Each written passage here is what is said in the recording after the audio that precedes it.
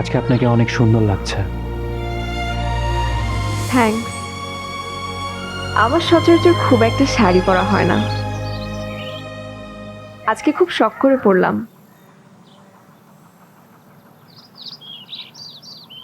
কি ভাবছেন? কিছু না। আপনি? ভাবছি কাল আপনাকে রিজেক্ট করতে অনেক কষ্ট হবে।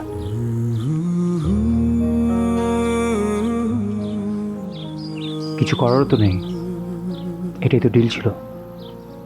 হুম। কেন আপনি রিজেক্ট করতে চান না?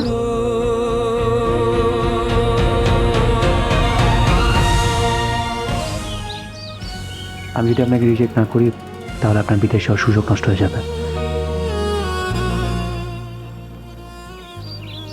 আমি আপনার পূর্ব স্বপ্ন নষ্ট করতে চাই না।